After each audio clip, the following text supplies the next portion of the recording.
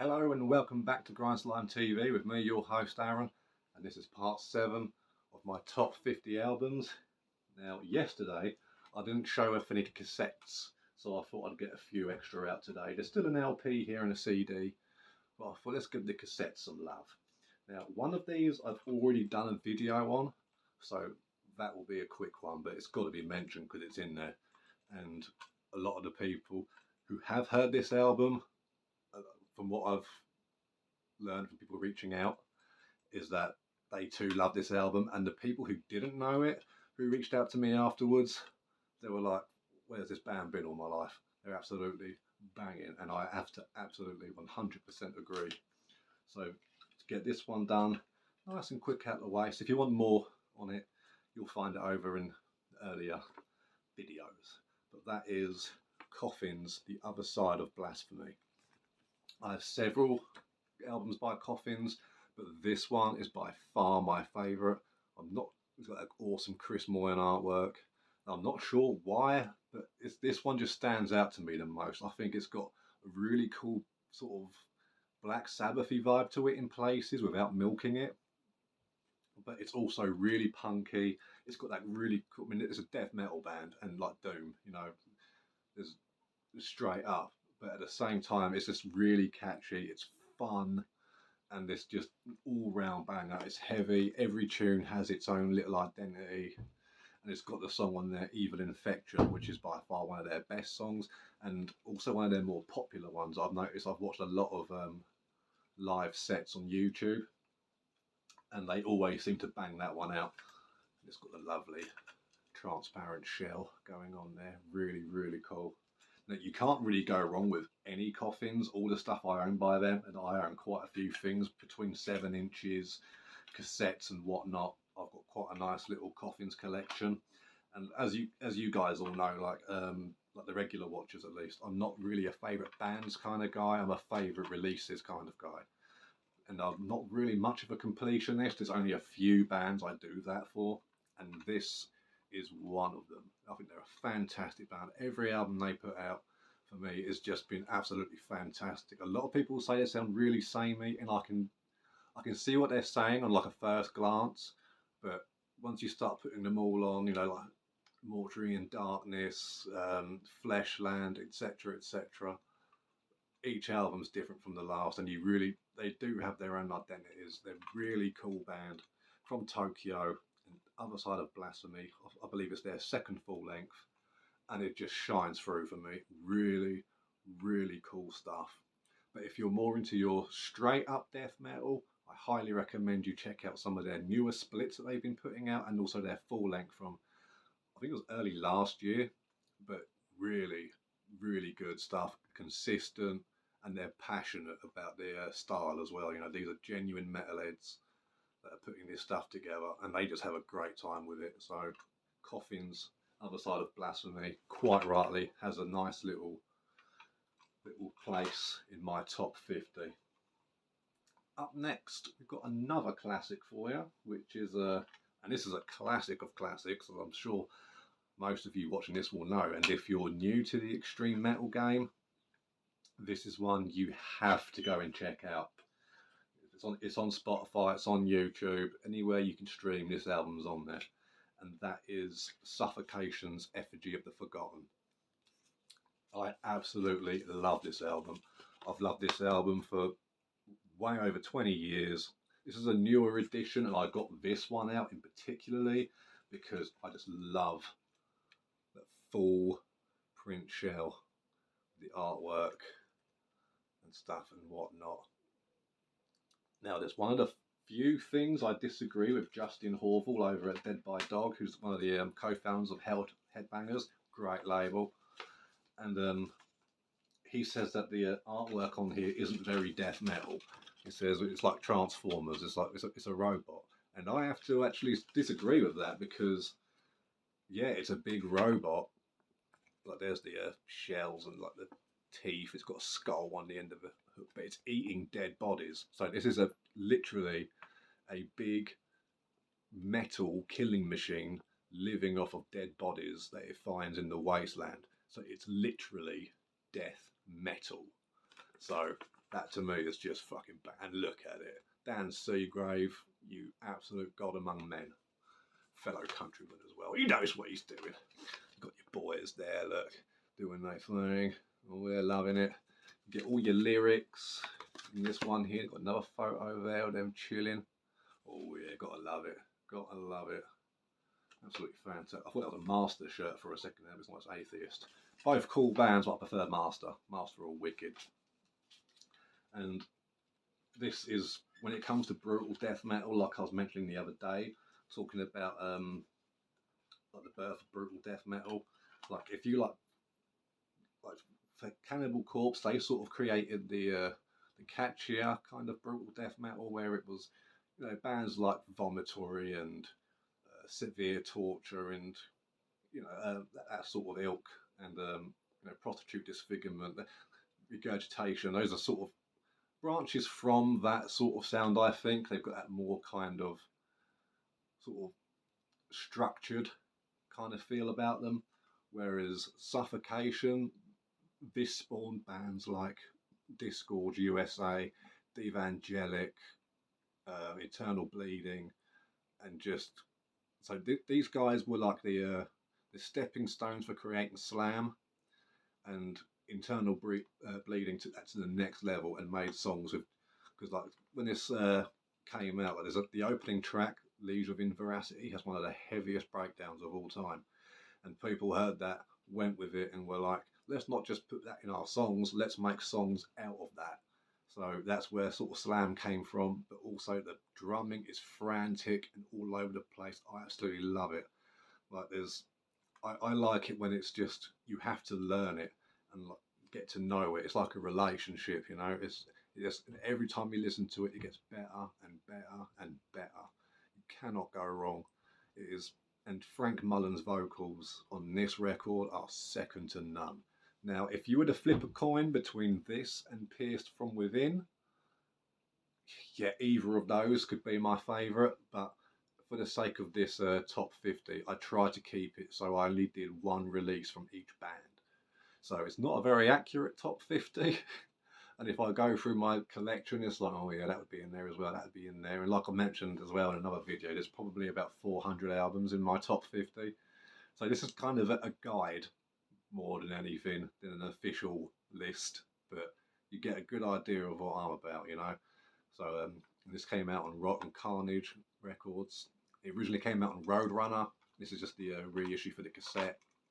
But I had to show this one because of that cassette, you know, with that shell on it, it looks so cool.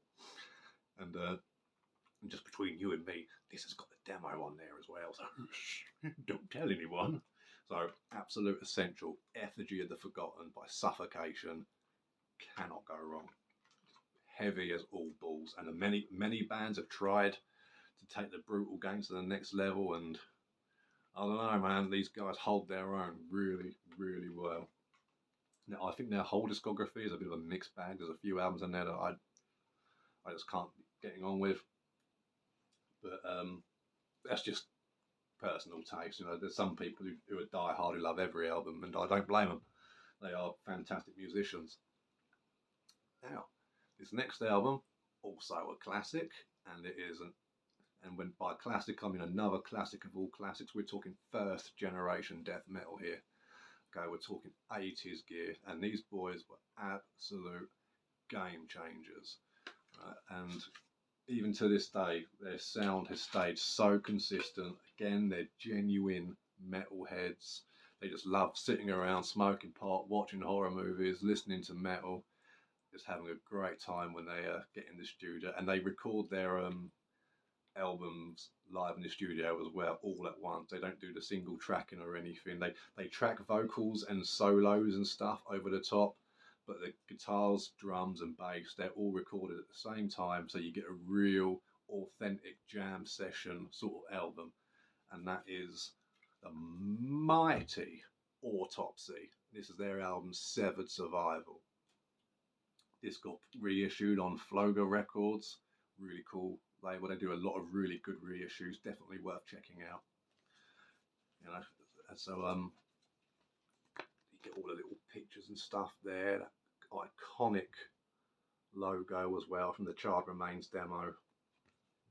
You got all your lyrics and whatnot. And this actually came as part of a box set called Skin Begins to Rot. And it's really good. It came with Mental Funeral and Acts of Unspeakable Cruelty. But I'm not a huge fan of the third album, and I get that album's a lot of people's favourites. Like I believe Andre of the name's escaped me. Lymphatic Phlegm. He's a huge fan of that album. But for me, it's just, I don't know, it just doesn't quite hit. And it's got some cool songs on there, like some really good ones, like Voices, for instance. That's a really good song. And they tend to play that one live quite a bit as well, which is cool. But the rest of the album just, I don't know, it just doesn't do it for me. But the artwork's fantastic. You've got the tape there, look, just nice and simple as you go. But yeah, this is my favourite Autopsy album by far, and it's just got all the bangers on there, you know. I mean, fuck yeah, Pagan Saviour. There's a song about Rawhead Rex. I'm a big Clive Barker fan, so that's always cool, you know. And oh mate, Gasping for Air, Ridden with Disease. That's where the Skin Begins to Rot comes from. That's a lyric in that. Service for a Vacant Coffin, just, which is awesome, because the story behind that is that they were reading in the paper one day that this funeral home were doing these like funerals and cremations and stuff like that, but they were actually like burying. People didn't realise that the coffins were actually empty, and that these people working at the crematorium or whatever, or the funeral home, whichever it was, they were actually keeping the corpses back in the backstage area, and were like eating them and shit. So I thought that was really cool. Service for a Vacant Coffin. I love stuff like that. So really cool album. It's punky, it's heavy. When it goes slow, it knows how to do it, and the bass on here is so good. It's from Steve DiGiorgio, you know, like Testament and Death sort of fame. But yeah, his bass on here sounds incredible. It's like really clunky and fat, and it just bleeds through the mix, and just, it's incredible. And look at that, Patrick Star getting absolutely fucked up. So really great album, iconic, and so many bands have like tried to follow this remedy. Coffins being one of them. You know, they take a lot of influence from Autopsy, as does the band Anatomia, particularly the band Anatomia. A lot of their stuff you can listen to and be like, yeah, that's a nice bit of Autopsy worship there. But a lot of bands try and do it, but these guys are the originals. Chris Reifer is a fantastic drummer and vocalist, and it's just balls deep death metal masterpiece.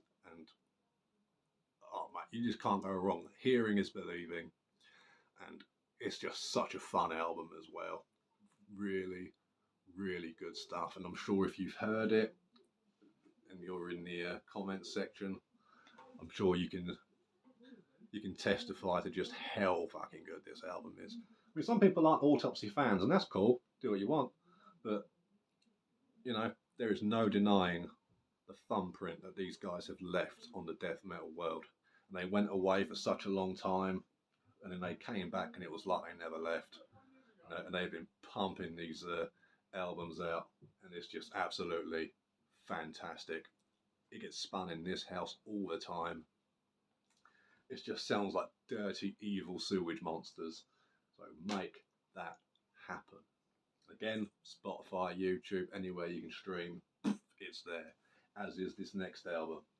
And this is a earache reissue, because my old copy, well, I've had this album a few times. The first copy I had got stolen, because once upon a time I was at a mate's house, and he had like this DJ sort of like a karaoke machine sort of thing. They had two CD slots, and I would just like put CDs on and sort of like DJ sort of thing, you know. And like, you had a few people around, like, yeah, getting our metal on, smoking a few smokes, drinking a few drinks, you know. And the the next day we went to the Isle of Sheppey to hang out with some people, and it was cool. But then as the evening came, I got jumped and mugged by a group of thugs, absolute thugs they were. And I had about 40 CDs in my backpack, and this one was among them. A lot of the classics ones that I've had to rebuy were among them, so I was a bit gutted. Then the second copy I bought, that had to get sold some years ago because of reasons that I've gone into here. Nothing drastic, don't worry. But this is the reissue that came out a little while ago, and it's Morbid Angels, Altars of Madness. Now, this picks up where Possessed Seven Churches ends, you know. People can sit there and be like, oh, Seven Churches isn't a death metal record, but it's a thrash metal record, blah, blah, blah, boring, boring, boring. I don't give a shit, it's just a great fucking album. And I personally think it's death metal. I don't think it was the first death metal release by any stretch of the imagination, as far as I'm concerned. Hellhammer hold that little and Celtic Frost, those are the guys. But full lengths, yeah, I guess you could argue it's Possessed, but I don't think they invented death metal by any stretch of the imagination. I've got zines that talk about death metal before Possessed was even a thing, so you tell me. But either way, absolute classic. This one is undeniably death metal. This came out in late 80s. I forget when, and it doesn't tell me on the back of here because, of course, it doesn't. You've got the simple little back there, which is cool. Got the classic kind of line up there. Really, really nice. And you've got the zoomed in, and I think this is like a revamped artwork, so which is kind of annoying because the original's got like an entire sphere even with all those faces. Again, Dan Seagrave. You've got the void in the background, so they cut that a little short, but look at this. You open it up and no booklet again, just nothing. Oh, just a photo. Just a photo, yeah. But they have got the Thy Kingdom Come demo artwork on the Altars of Madness CD, which it'd be cool if it came with that demo, but it doesn't. But there you go. Anyway, there it is, because that's arguably the greatest death metal demo ever made. Thy Kingdom Come, up on YouTube. Go check that out. I've got it on tape. I've showed it in my bootlegs, where I've got all their demos on one single cassette. It's fantastic. Pete the Feet going bloody mental, and it just sounds like a mountain getting moved. And this is no different. From start to finish, catchy, haunting, and just, again, like I say, hearing's believing. And it's just this whole sound that it's like, where did this come from? You know, it was as though it's like they reached into the void and just pulled out this demon that taught Trey Azagthoth to write these mental rhythms and leads, and it just, you know, so many bands have tried to replicate this, and some do it really well. You know, don't get it fucked up or nothing. Some of them are really good. You know, Perdition Temple, Angel Corpse, Ghoulish Grin. There's a whole bunch of these sort of bands that do it, but this is an absolute must. It is quite possibly the most important album in death metal. Yeah, that's right, I said it, Jeff. If you don't like it, pop a fucking wheelie somewhere. I don't give a fuck. I don't care. It's all about this, and it's just that opening track of Immortal Rights, that those reverse sort of sound, and suddenly it goes poof, when it just kicks in with the main riff, and it is headbang city, Population, you and me, bruv. It is insanely good, and oh mate, every song on here, Visions from the Dark Side, Suffocation, Chapel of Ghouls, just behave yourself. Absolutely naughty release, and it's the benchmark of Florida death metal. Morbid Angel, Altars of Madness, except no substitute. Absolutely frantic, off the chain, pure evil. Make that happen. Oh, for the love of Jiminy. Whew, gotta love it. Now for the last one, I mentioned this briefly in an older video, but that was just for the artwork. So let's get into it a bit more. And these are my fellow countrymen from up north. I think they're from up north. I forget. Oh, is it Midlands? Might be Midlands. I'm terrible with geography. I'm the absolute worst. Like, I only found out recently that Cambodia isn't in South America. That's how. I'm not even joking. My sister went over there and she was like, "It's like Vietnam, Aaron." I was like, "I don't know. Just I don't know." And that is, of course, my favourite release of theirs, Realm of Chaos by Bolt Thrower. Now, a lot of people are going to be rolling their eyes seeing this because a lot of people have this thing where they're like, oh, Bolt Thrower, they're boring, they're the most overrated death metal band ever. And I do think there's a legit argument for that because War Master and Down, including this and Battle There Is No Law, and their demos and the Peel Sessions. The Peel Sessions is actually my favourite release of theirs, but this is official albums we're doing here, so. But all of that stuff is absolutely fantastic. Everything after that, I just found a bit samey and sort of, Bolt Thrower by numbers kind of thing, So it was like, all right, cool, this again, brilliant. So I get the argument, but with this old stuff, like this is one from '89, so we're going back into that sort of first generation, and this is such a good album. I mean, it doesn't have the gatefold treatment, which is a shame, but it's heavy as balls. I mean, this is tuned all the way down to A standard. The guitar tone is dirty.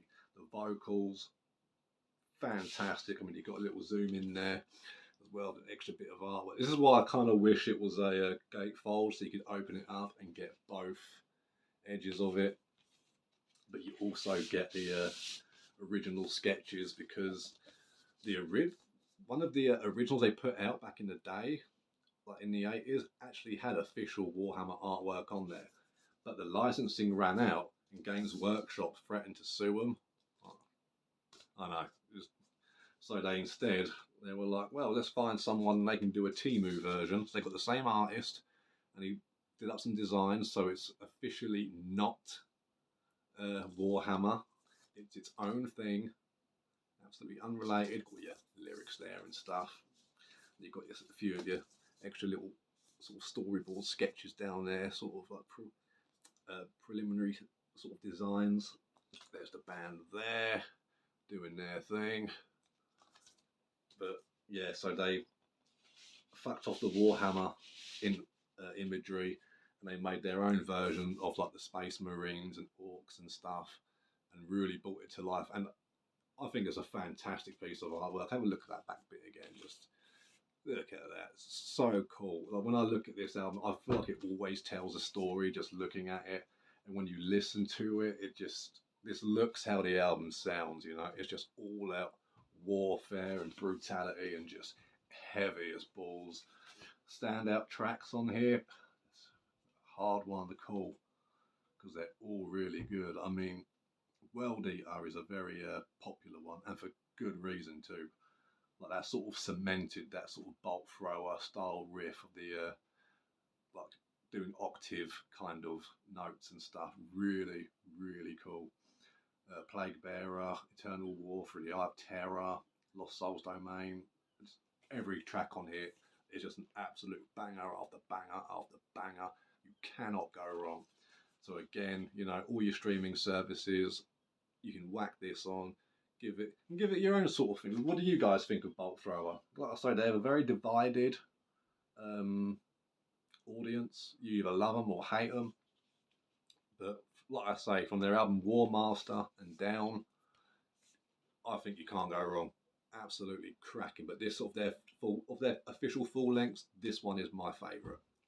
But like I say, of their releases, their Peel Sessions is just fantastic. Like I love my live studio recordings, and they do a nice mix of songs from those first 3 albums. So it's perfect for me, So Bolt Thrower, Realm of Chaos. So that's it for my top 50 today. Join me again tomorrow for part 8. Keep supporting the underground. Leave some of the thoughts in the comments below. Big shout out to Sean the Beast. Check out his channel. I'll put a link in the description for you as well, so you go find him. He's a really cool metalhead from up north. He knows his shit, and he just recently introduced me to a band called Graceless, and they're actually pretty cool. I hear a lot of these modern sort of death metal bands, and a lot of it's like, I've heard it before, but you can tell that they're trying to do something new, and it's like, it ain't working, bruv. But with Graceless, they wear it on their sleeve, and they're like, here's some Meat Potatoes death metal for you. How do you like that? And it's cool. It works. I really enjoyed it. So that's it from me today. Have a good one. Support the underground, and yeah, nothing else to add. Yeah.